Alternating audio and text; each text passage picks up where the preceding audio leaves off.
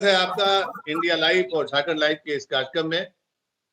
आज हम बात करेंगे बिहार में जो जातीय जनगणना की जो रिपोर्ट आई है उसको लेकर इंडिया खेमा जो है काफी उत्साहित है। बीजेपी के पास बड़ा संकट आ गया है कि वो हाँ करे या ना करे। क्या है ये मामला और 2024 चुनाव या अभी जो राज्यों में चुनाव होने वाले हैं इसमें कितना ये जो बिहार में जातीय जनगणना की रिपोर्ट आई है कितना असर करेगा? क्या ये गेम चेंजर साबित हो सकता है 2024 के लिए या ये बाउंस बैक भी कर सकता है? इन्हीं मुद्दों पर बात करने के लिए हमारे साथ में है वरिष्ठ पत्रकार और हमारे सहयोगी रहे मनोज कुमार। मनोज कुमार, आपका स्वागत है इस कार्यक्रम में। हम लोग तो चर्चा करते ही रहते हैं, धन्यवाद आपसे। देश दुनिया के मुद्दों पर चर्चा करते हैं।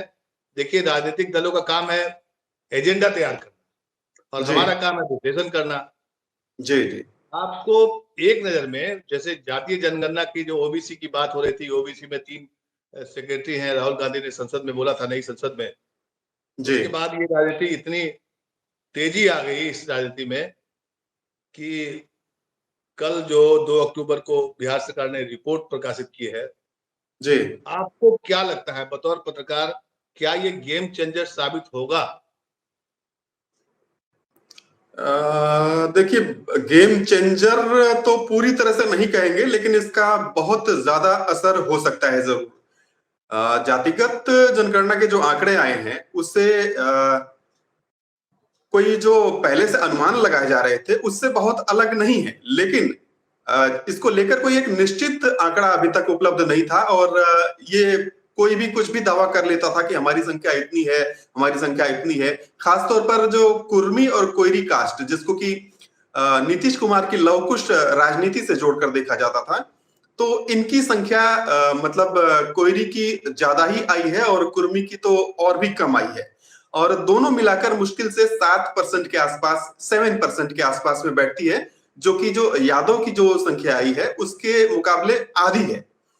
तो एक तो ये जो परसेप्शन है कि पहले की यादव के मुकाबले नीतीश कुमार ने कुर्मी कोयरी का एक गठजोड़ खड़ा किया था, तो इस तरह के परसेप्शन पे असर पड़ेगा। लेकिन जो ओवरऑल ओबीसीज हैं, अब इनकी संख्या पूरी 63% के आसपास में आ रही है, तो इनके भीतर कहीं ना कहीं ये भावना आएगी कि जब हमारी आबादी 63% के आसपास है और सवर्ण हटा दें तो लगभग 84% के आसपास है, तो फिर हमारा ही नेतृत्व हर जगह क्यों नहीं हो और हम ही सारी चीजों के सत्ता के केंद्र में क्यों ना हो, वो इतनी कम संख्या में होते हुए भी सारी चीजों पर हावी क्यों है। तो इस तरह का एक ध्रुवीकरण जो ओबीसी जातियों का या फिर जो एक पीडीए वाला जो फॉर्मूला बताया जा रहा है कि पिछड़ा, दलित, अल्पसंख्यक वाला, तो ये एकजुट कहीं ना कहीं हो सकते हैं, ऐसा मुझे लगता है। लेकिन मनोज, ये बताइए कि ये हमारा नेतृत्व क्यों नहीं हो सकता है, हमारी भागीदारी उतनी क्यों नहीं हो सकती है? लेकिन ये भागीदारी देगा कौन? जैसे जातीय जनगणना हो गई, जी, जैसे आप संसद में महिला आरक्षण पास हो गया। सवाल जी, ये है कि अगर पॉलिटिकल पार्टीज बात तो करती है कि इतने सेक्रेटरीज क्यों नहीं है, जबकि जी, भागीदारी ज्यादा है, उनकी जनसंख्या ज्यादा है।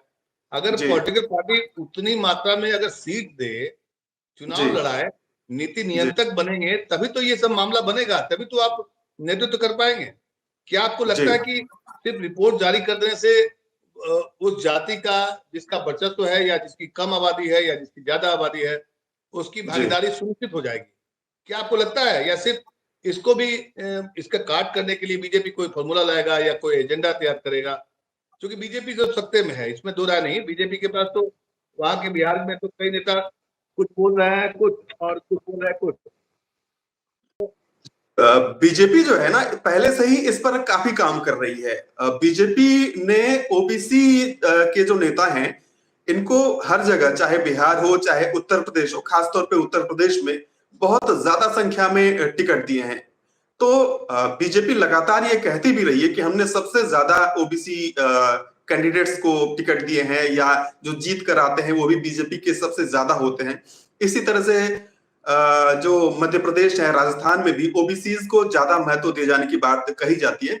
लेकिन जब ये आंकड़े के रूप में आ जाता है, जब कोई चीज आधिकारिक हो जाती है ना, तो फिर उसका असर थोड़ा सा और ज्यादा हो जाता है। तो मुझे ऐसा लगता है कि अब ओबीसी को बीजेपी और ज्यादा तवज्जो देगी, और जो ओबीसी की राजनीति करने वाली पार्टियां हैं जैसे कि आरजेडी हो गई या कुछ हद तक जेडीयू भी हो गई, यूपी में समाजवादी पार्टी हो गई, तो इनका मनोबल अपने आप इतनी बड़ी संख्या को देखकर जो है कि वो ऊपर की तरफ जाएगा।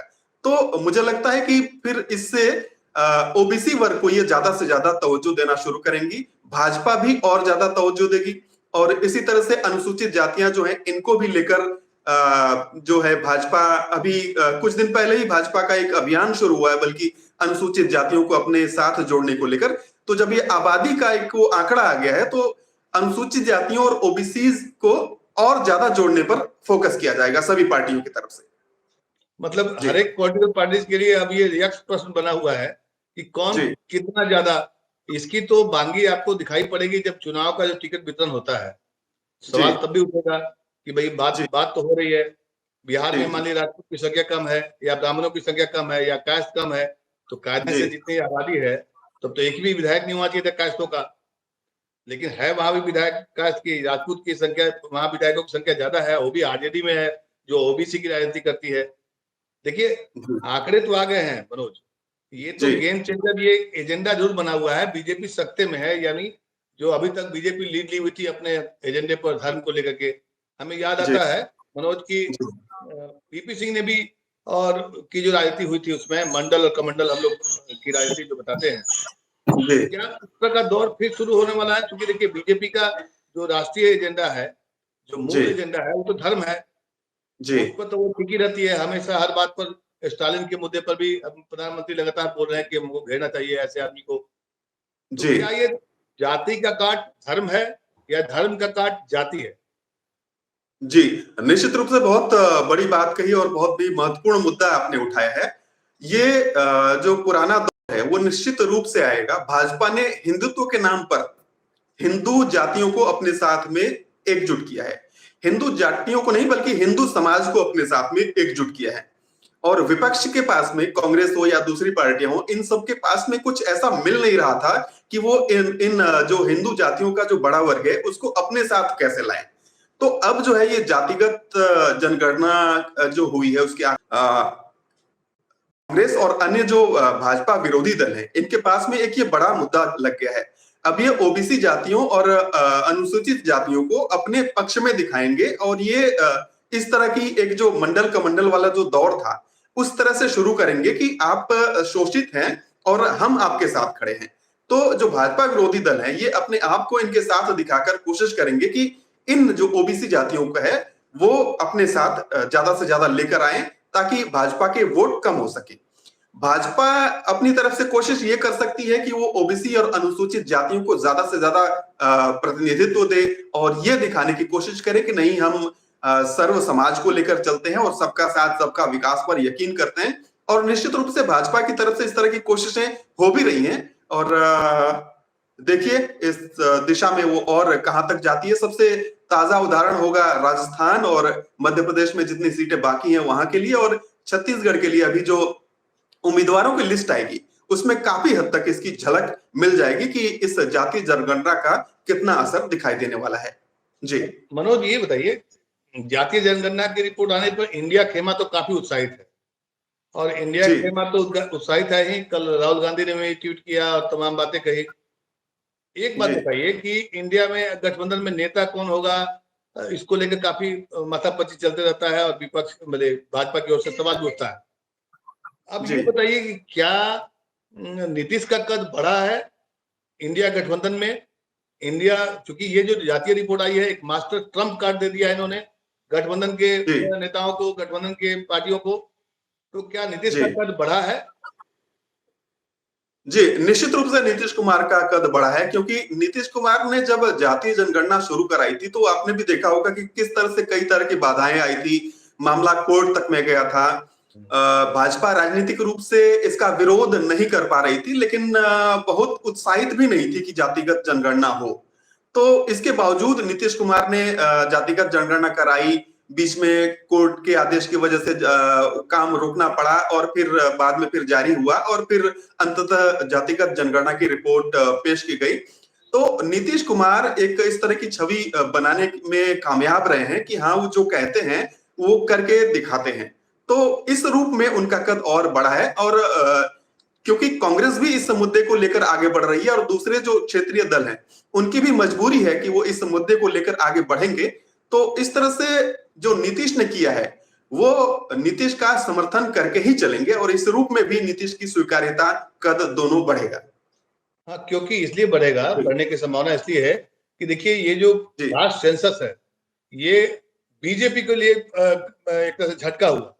और अभी तक जितने भी गठबंधन के नेता थे, राहुल गांधी अकेले फाइट कर रहे थे।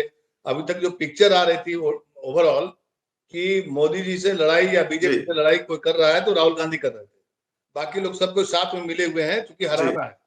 लेकिन ये जो कास्ट सेंसस का जो आंकड़ा निकाल करके उसको देख करके राष्ट्रीय बहस, राष्ट्रीय फलक पर जो आ गई, अब हर जो छोटी पॉलिटिकल पार्टी है उस पर प्रेशर पड़ेगा। तो एक तरह से राष्ट्रीय बहस के केंद्र बिंदु में नीतीश कुमार की वो रिपोर्ट आ गई।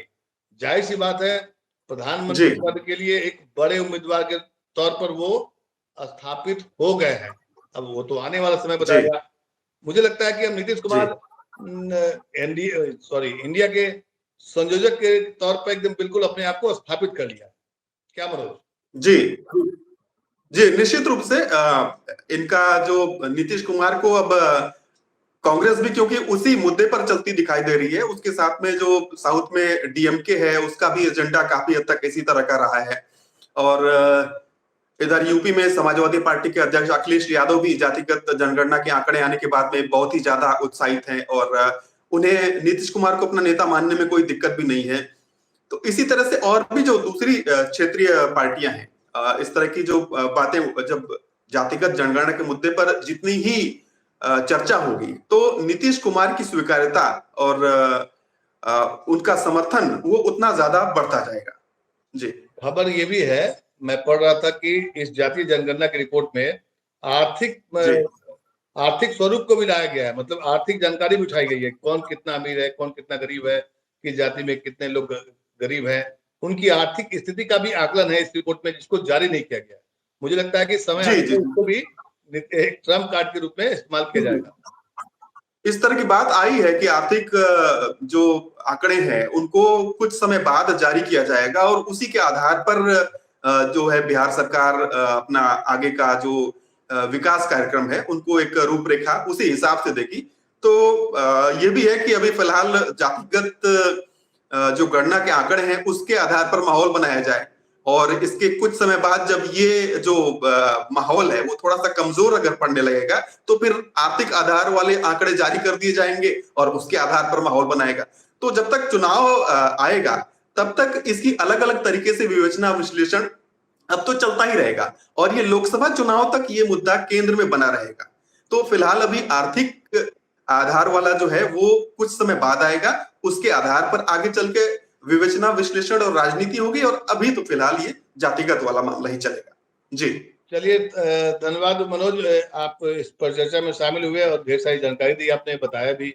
लेकिन मुझे लगता है कि बीजेपी को जो शीर्ष नेतृत्व है कभी फुर्सत में अगर बैठ कर सोचता होगा तो ये जरूर सोचता होगा कि नीतीश कुमार को हमने क्यों अलग कर दिया, या ऑपरेशन जो नीतीश कुमार जो किया था जिसकी वजह से नीतीश झटक करके निकल करके बाहर आया और आरजेडी को पकड़ लिया, उसके गोद में चले गए।